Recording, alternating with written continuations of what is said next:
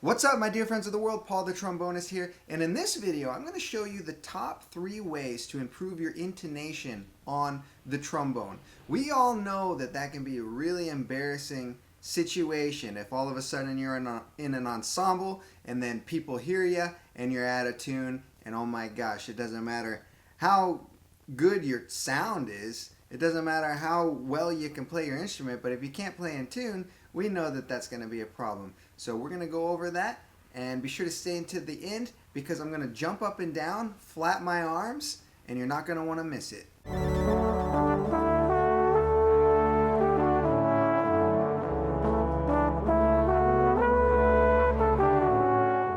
The first way to improve your intonation that I recommend is using a tuner, but not in the way that you think. A lot of people, when they use a tuner when they practice, they look at the tuner as they're practicing. The best way to use the tuner is to have the tuner off to the side as you're practicing. Periodically spot check where you're at in the intonation. That way you're not compensating and not creating a unhonest bias, which usually is what happens when you're constantly staring at the tuner, because you're making adjustments as you're looking at it, and that's not how it's going to work in real life. So leave it off to the side, practice, and periodically glance at it. So start doing that. The second thing that you're going to do is you're going to start practicing with drones. So there are 12 pitches in music, so you're going to practice with 12 different drones. So I got a drone here for B flat. So what I would do is I would have this going on, and I would just start playing tonalities using that root position, that fundamental root. So this is B flat. I would start with B flat major. First I just play the root.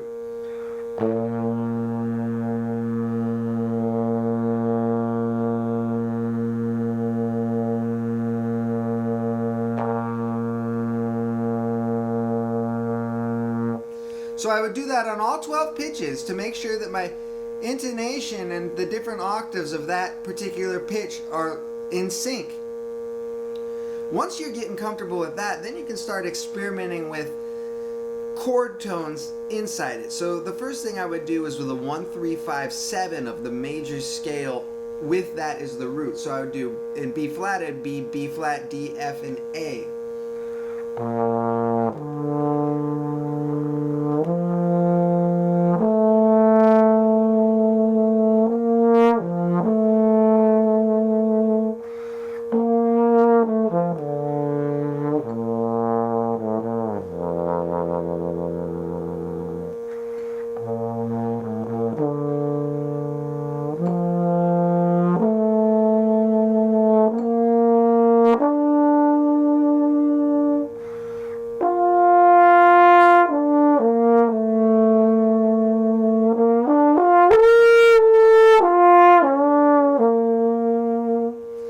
And what this does is it gets you comfortable with the different tendencies of each chord tone in that tonality. Because every single chord tone in each tonality has its own tendencies. So as you're starting to play with drones and play the 1, 3, 5, 7, your ear starts to adjust to where the different tendencies are. So an F may lay different in this key than it does in this key, than it does in this key, than it does in this key. It's always different. So this gets you kind of used to the different overtone tendencies of the chord tones. So you would do that on all 12 pitches, okay? Then the next thing you do is just start running scales with the drones.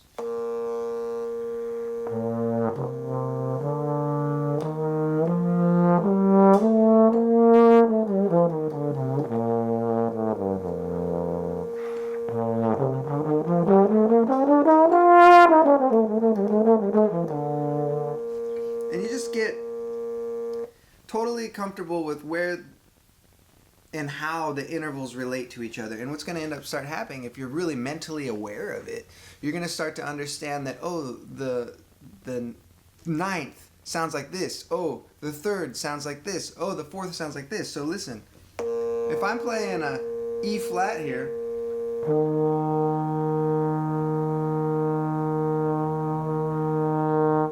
then I'm starting to know, okay, that really is how that interval relationship sounds. So you're hitting on all kinds of stuff here. You're hitting on your intonation, you're hitting on your intervals, and you're kind of killing two birds with one stone. So that can also be applied with the tuner. Then you can have the tuner spot check where you're at, see where the different tendencies lay for each scale degree, chord tone degree, and then you can have the drones going, all 12 pitches. Then the third way. What is the third way that you're going to improve your intonation? The third way you're going to improve your intonation is start to play with as many different musicians as you possibly can. Oh my gosh, you just want to play with so many different musicians. All different situations. And the more you start playing with ensembles, the more your body's just going to start adapting and playing more in tune. But you got to be mentally aware of it. You can't just play with people and think it's all going to solve itself, but you're going to mentally be aware of the intonation buzz. When I would study with Phil Wilson, he would always talk about the intonation buzz. And when you get that intonation buzz, it's like your bodies are in sync and you just naturally know that you're locked in with each other. And it's just a beautiful thing.